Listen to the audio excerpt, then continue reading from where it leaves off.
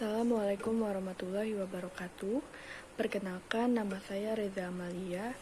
Saya mahasiswi semester 6 PGPAU Hamka. Pada hari ini saya akan memaparkan tentang analisis pembelajaran terpadu dan model pembelajaran terpadu di TK PKP Jakarta Islamic School. Sebelum masuk ke analisis, saya akan menjelaskan pengertian pembelajaran terpadu. Menurut Prabowo, pembelajaran terpadu merupakan pendekatan belajar mengajar yang melibatkan beberapa bidang studi. Pembelajaran terpadu merupakan pendekatan belajar mengajar yang memperhatikan dan menyesuaikan dengan tingkat perkembangan anak didik. Pendekatan yang berasal dari teori pembelajaran yang menolak drill system sebagai dasar pembentuk pengetahuan dan struktur intelektual anak. Berdasarkan beberapa pengertian di atas, dapat disimpulkan bahwa pembelajaran terpadu adalah pendekatan pembelajaran yang secara sengaja mengkaitkan beberapa aspek, baik dalam intra-pelajaran maupun antar mata pelajaran, dan disesuaikan dengan tingkat perkembangan peserta didik hingga pembelajaran akan lebih bermakna. Yang kedua, ada model-model pembelajaran terpadu. Model-model pembelajaran terpadu ada 10. Yang pertama itu ada model penggalan atau fragment. Model ini ditandai oleh ciri pemanduan yang hanya terbatas pada satu mata pelajaran saja. Yang kedua, ada model keterhubungan atau connected. Model connected dilandasi oleh anggapan bahwa butiran-butir pembelajaran dapat dipayungkan pada induk mata pelajaran tertentu. Yang ketiga, model sarang atau nested. Model nested merupakan pemaduan berbagai bentuk penguasaan konsep keterampilan melalui sebuah kegiatan pembelajaran. Yang keempat, ada model urut atau rangkai, sequence. Model sequence merupakan model pemaduan topik-topik antara mata pelajaran yang berbeda secara paralel. Yang kelima, model bagian atau share. Model share merupakan bentuk pemaduan pembelajaran akibat adanya overlapping konsep atau ide pada dua mata pelajaran atau lebih. Yang keenam, ada model jaringan laba-laba atau web-based. Model ini bertolak dari pendekatan tematis sebagai pemandu bahan dan kegiatan pembelajaran. Dalam hubungan ini, tema dapat mengikat kegiatan pembelajaran baik dalam mata pelajaran tertentu maupun lintas mata pelajaran. Yang ketujuh, ada model galur atau threaded. Model threaded merupakan model pemaduan bentuk keterampilan. Bentuk model ini terfokus pada meta kurikulum. Yang kedelapan, ada model keterpaduan atau integrated. Model integrated merupakan pemaduan sejumlah topik dari mata pelajaran yang berbeda, tetapi esensinya sama dalam sebuah topik tertentu. Yang kesembilan, ada model celupan atau immerse. Model immerse dirancang untuk membantu siswa dalam menyaring dan memadukan berbagai pengalaman dan pengetahuan, dihubungkan dengan medan pemakaiannya. Dan yang terakhir, ada model jaringan atau network. Model network merupakan model pemaduan pembelajaran yang mengandaikan kemungkinan perubahan konsepsi, bentuk pemecahan masalah, maupun tuntutan bentuk keterampilan baru setelah siswa mengadakan studi lapangan dalam situasi, kondisi, maupun konteks yang berbeda. Selanjutnya kita masuk pada analisis capaian perkembangan anak di TK PKP Jakarta Islamic School.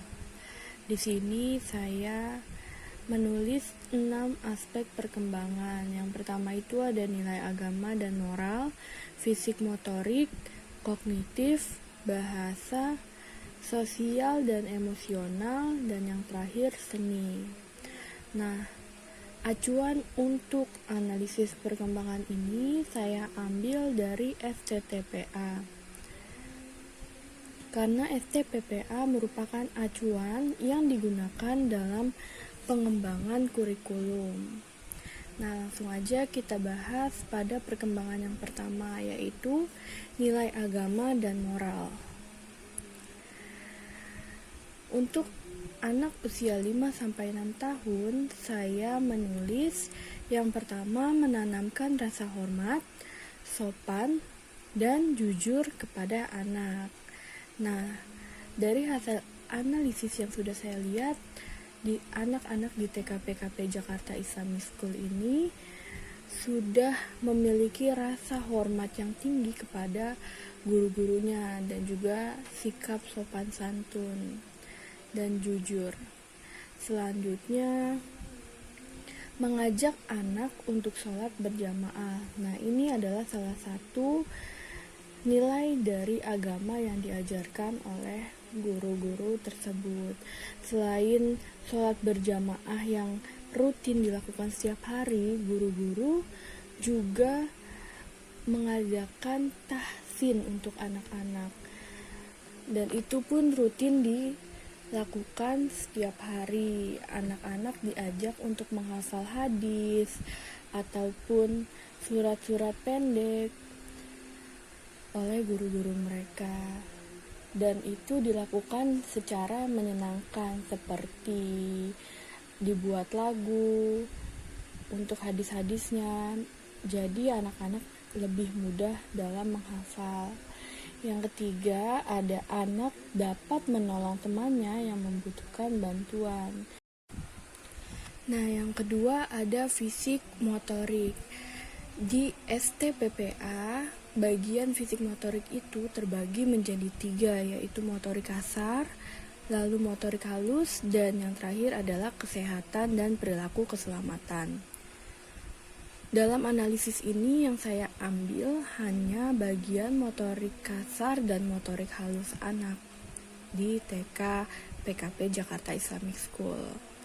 Untuk kegiatan yang telah dilakukan untuk melatih fisik motorik bagian motorik kasar, yaitu di sana membiasakan melakukan kegiatan rutin, yaitu senam pagi, lalu ice breaking, dan bermain outdoor, yang dimana kegiatan-kegiatan inilah yang melatih motorik kasar anak.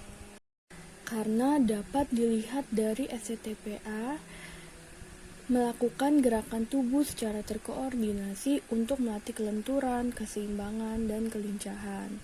Melakukan koordinasi gerak mata, kaki, tangan, kepala dalam menirukan tarian atau senam. Melakukan permainan fisik dengan aturan, keterampilan menggunakan tangan kanan dan tangan kiri, dan melakukan kegiatan kebersihan diri. Nah, jadi dalam kegiatan pagi ini sudah mencakup semua perkembangan motorik kasar anak. Untuk motorik halus itu biasanya terdapat di semua sentra kegiatan yang dapat melatih motorik halus anak. Seperti contohnya menggambar atau meniru bentuk, lalu melakukan eksplorasi dari berbagai media kegiatan anak, dan anak menggunakan alat tulis atau alat makan dengan benar, menggunting sesuai dengan pola, menempel gambar dengan tepat, dan mengekspresikan diri melalui gerakan menggambar secara rinci. Di sini hampir semua kegiatan sudah mencakup dari motorik halus yang ada di STTPA. Selanjutnya ada kognitif.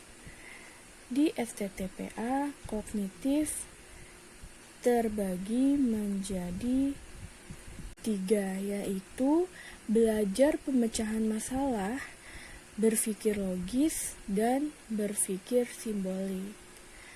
Nah, kognitif. Anak dibiasakan untuk menyelesaikan masalah sendiri, guru hanya sebagai motivator. Dari apa yang sudah saya lihat, memang di TK PKP Jakarta Islamic School ini mengutamakan problem solving anak. Jadi, guru-guru di sana memang benar-benar mendisiplinkan anak tentang bagaimana menyelesaikan masalah mereka sendiri. Guru-guru tidak akan langsung ikut campur ketika anak mengalami kesulitan atau mengalami masalah ketika berada di sekolah. Lalu yang kedua, kegiatan yang mengacu pada perkembangan berpikir logis dan simbolik banyak dilakukan di sentra persiapan. Selanjutnya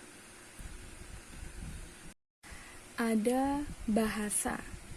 Anak sudah mampu memahami perintah yang diberikan oleh guru atau temannya.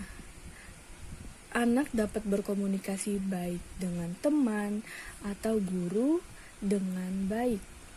Yang ketiga, anak diberikan kesempatan untuk bercerita pengalaman bermain. Nah, ini sudah saya sesuaikan dengan SCTPA dan saya lihat dari analisis yang saya lakukan di TKPKP. Jadi anak-anak di sana, cara berkomunikasi mereka baik dengan guru atau teman sudah sangat baik. Dan bahasa yang mereka gunakan pun sangat sopan. Lanjut pada sosial emosional anak. Nah, sosial emosional anak di STPPA dibagi menjadi 3, yaitu kesadaran diri, rasa tanggung jawab untuk diri sendiri dan orang lain. Yang ketiga, perilaku prososial. Yang sudah saya amati yaitu anak dapat mentaati aturan yang ada, baik itu di kelas, di sentra, atau ketika bermain di luar. Anak sudah memahami bagaimana konsekuensi jika aturan yang anak langgar. Yang kedua, anak mampu bertanggung jawab atas apa yang telah dilakukan. Yang terakhir, perilaku prososial anak sudah berkembang. Nah, perilaku prososial di sini yaitu berupa bermain dengan teman sebaya, lalu mengetahui perasaan temannya dan merespon secara wajar. Yang terakhir, lalu berbagi dengan orang lain, menghargai hak atau pendapat atau karya orang lain. Yang kelima, menggunakan cara yang diterima secara sosial dalam menyelesaikan masalah, menggunakan pikiran untuk menyelesaikan masalah. Yang keenam, bersikap kooperatif dengan teman. Ketujuh, menunjukkan sikap toleransi, lalu mengekspresikan emosi yang sesuai dengan kondisi yang ada, itu senang, sedih, antusias, dan lain sebagainya. Yang terakhir, mengenal tata krama dan sopan santun sesuai dengan nilai sosial budaya. Jadi, perilaku prososial anak tersebut sudah berkembang. Selanjutnya ada seni. Nah, di sini untuk melatih perkembangan seni anak, pendidik menyediakan fasilitas yang dapat menumbuhkan perkembangan seni, yaitu berupa sentra imajinasi dan sentra seni dan kreativitas. Di sana guru mengembangkan sikap-sikap kreatif anak dan menumbuhkan perkembangan seni anak. Yang kedua, anak dapat mengikuti nyanyian pada saat berkumpul bersama di halaman dan di kelas. Jadi pada saat anak-anak berkumpul di halaman sekolah, anak-anak ketika menunggu teman-temannya yang lain hadir, akan bernyanyi bersama, dan anak-anak dapat melakukan hal itu dengan senang dan gembira. Oke, next ada perkembangan akademis di TK PKP Jakarta Islamic School. Yang pertama, perkembangan matematika permulaan. Nah, contoh kegiatan yang dilakukan itu ada di sentra Rancang Bangun. Materi yang diajarkan adalah anak menghitung jumlah seluruh balok yang digunakan dan mengklasifikasikannya. Lalu, anak juga diminta untuk mempresentasikan kepada guru jumlah balok yang digunakan dan bentuk balok apa saja yang digunakan. Di sini, anak dapat mengembangkan matematika permulaannya seperti menghitung, mengklasifikasikan bentuk balok, dan mengenal bentuk-bentuk bangun ruang pada balok. Selanjutnya, ada kemampuan membaca anak. Nah, contoh kegiatan dalam mengembangkan kemampuan membaca anak dengan guru menempel tulisan nama pada buku informasi anak, tatak makanan anak, dan kantung yang berisi sikat gigi. Anak akan mencari semuanya sendiri dan membacanya untuk menemukan miliknya. Jadi, di setiap kelas, guru menuliskan atau menempelkan tulisan yang menamakan benda-benda tersebut, seperti lemari atau papan tulis, dan lain sebagainya. Jadi, anak dapat membaca tulisan-tulisan tersebut. Dan pada buku informasi, itu juga terdapat nama anak. Ketika guru meminta anak untuk mengambil buku informasinya, anak akan mencarinya sendiri dan membaca nama mereka masing-masing. Begitu pula di tatakan makanan anak. Terdapat juga nama anak, dan ketika anak ingin makan, anak akan mulai mencari yang mana tatakan yang ada nama mereka. Dan itu setiap hari pasti tidak akan sama letaknya. Dan anak harus membaca satu-satu, begitu pula dengan nama teman-temannya. Lalu di kantong yang berisi sikat gigi, di situ juga terdapat nama anak, dan ketika anak ingin menyikat gigi, anak harus mencari namanya terlebih dahulu. Selanjutnya ada perkembangan menulis anak. Contoh kegiatan untuk perkembangan menulis anak salah satunya terdapat di sentra persiapan. Karena di kegiatannya banyak dibuat untuk persiapan anak membaca, menulis, dan berhitung. Selanjutnya, gaya belajar anak di TK PKP Jakarta Islamic School. Gaya belajar anak di TK PKP Jakarta Islamic School itu berbeda-beda, ada pada setiap anaknya, yang auditorial, visual, maupun kinestetik. Selanjutnya, model pembelajaran terpadu yang diterapkan di TK PKP Jakarta Islamic School. Model pembelajaran yang digunakan adalah model keterhubungan atau connected. Contohnya dalam pengaplikasiannya, pada sentra imajinasi, guru sudah menyiapkan RPPH untuk 1 hari yang dikaitkan dengan pembelajaran dengan aspek perkembangannya, yaitu dengan tema tanaman ciptaan Allah, subtema yaitu singkong, dan subtema bagian-bagian tanaman singkong. Dalam kegiatannya, guru mengkaitkan satu konsep pembelajaran dalam konsep pembelajaran lainnya melalui peran yang dimainkan oleh anak.